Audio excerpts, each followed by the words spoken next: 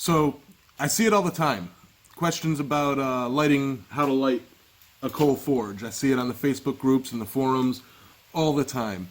And I know there's quite a few videos out there on how to do it, but I figured I'd go ahead and throw my technique in the ring. Very similar to most people's techniques. Hope it's helpful, hope it's informative, and forge on. I start by taking out all the chunks of coked up or partially coked up coal, and I get them all out of there. Just move them off to the side along with the coal dust. I'm very careful not to break up any possible clinker down there, just because I'm, kind of neurotic about it. Keep that clinker clean. All of this is good to use.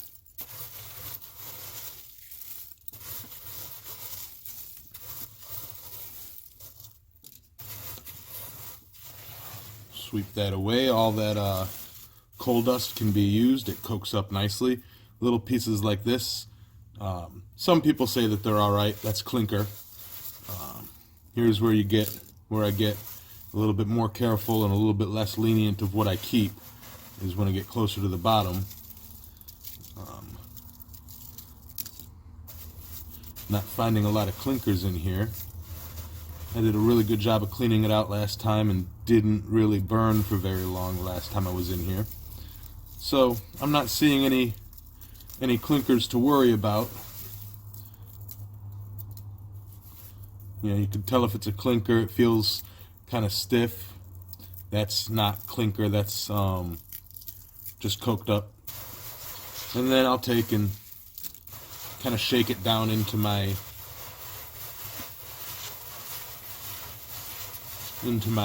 bucket below.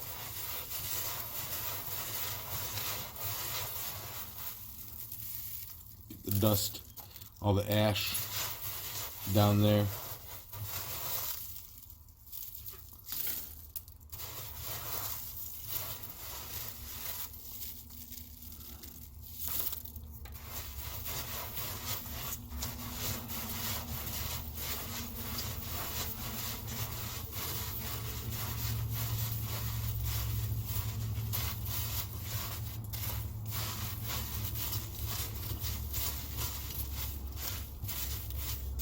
Get that dust out, and then I'll take this, because it usually has a bunch of little clinkers in it, and I'll throw it in my my dust bucket below.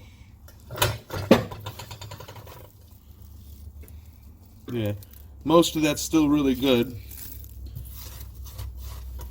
I don't see hardly any clinkers. Little bits, but I don't think that's going to make a difference.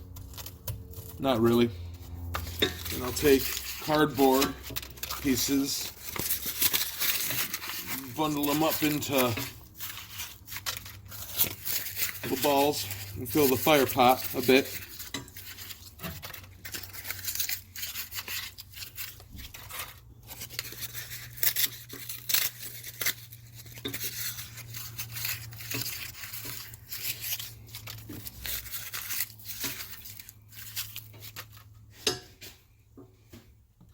Just like that.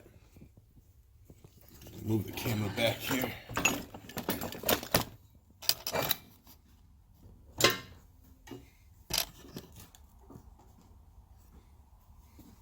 So I have the balls of, the little balls of cardboard in there, and then I'll place little kindling pieces of wood around on top of the cardboard. I mean, you could do this so many different ways. Ball of newspaper. You could do it with, make little fire starters, whatever. I have tons of cardboard and I have tons of wood, so that's what I use. And then I just take some charcoal grill starter and I sprinkle it on there a bit liberally. Yeah, I'm running low. I've been told not to do that. But I wasn't giving a really good reason other than just don't. So, in my opinion, any fumes, A, you use it to cook with, and B, it'll go right up. So, there we go. Alright, so once that's kind of set, just light a couple spots, give it a little bit of air, make sure that it kind of starts to burn, and then I'll take some of the medium pieces and I'll put them around it to kind of force the fire up. And while it's starting and that wood is catching, that's what I'm doing. And then once I see that the wood is starting to catch, I'll take some of the good smaller pieces and throw them in there. Not too fast and not too much.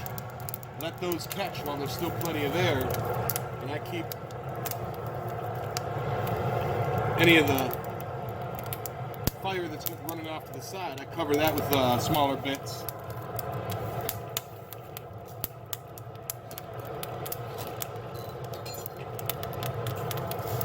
And then once it's kind of going and you can see the coals are starting to go, I'll pull it in tighter, still not covering the middle,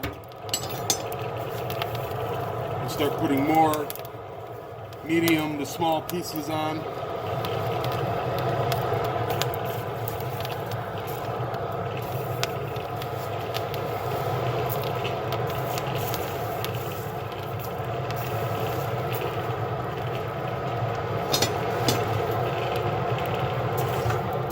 Pull some of this good coal dust around and make a bank of it.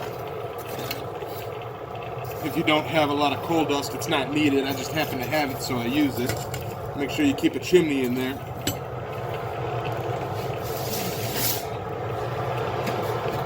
And then what I do is my fresh coal I lay around the fire. I lay around the fire here.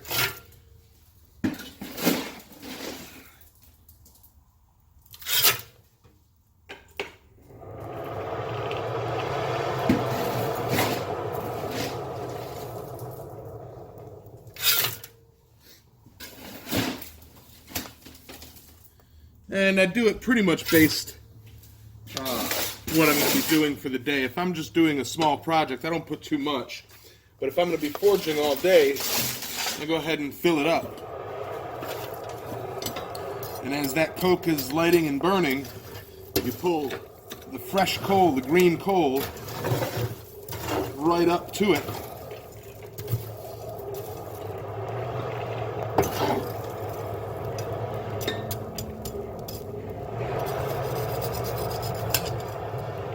And then that'll start to coke.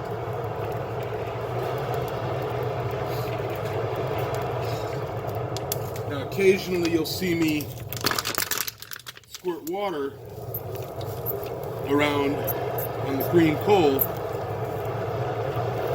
That, in my understanding, helps coke it up. It helps speed the coking process. I don't know how scientific or why. I sometimes forget to do it and it's not a problem.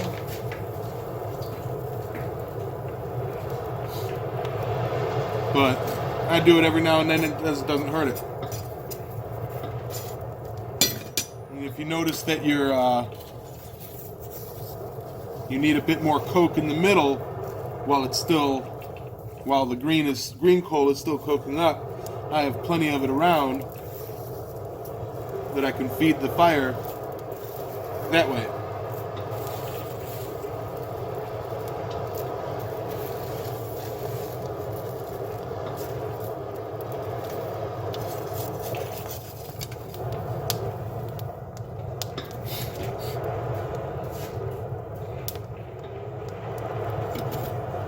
And that's just making a general use fire kind of thing. If I'm doing Damascus or something, I'll take a big chunk of either steel or wood and put it in there now, and then pile up green coal around it so that it cokes up and it makes a hollow cave, and that's where I put my Damascus billets in to heat up initially, so that you don't get all the coal dust inside any of the cracks and crevices.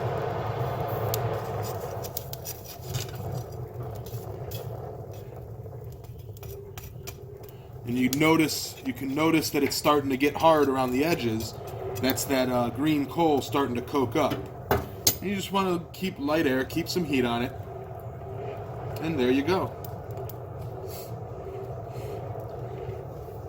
Your coal is lit.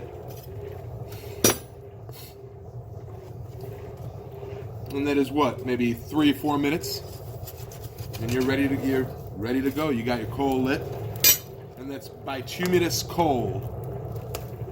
I have anthracite, but that requires a constant air pressure. When I do anthracite, I switch over from a hand crank blower to a vacuum that I run on a rheostat.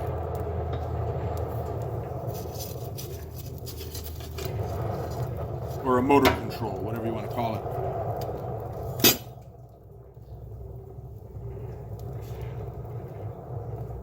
But that's running on idle right now.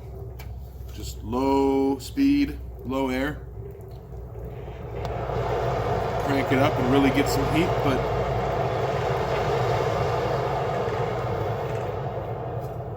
I love a hand crank blower. You can knock off some of the coking outside, and there you go. And from there you can take a piece of metal, put it in it. Never stab it into the fire pot. Run it alongside and wiggle it down. And then you pull coke over top of it. That's how you run a coal forge. That's how you start a coal forge.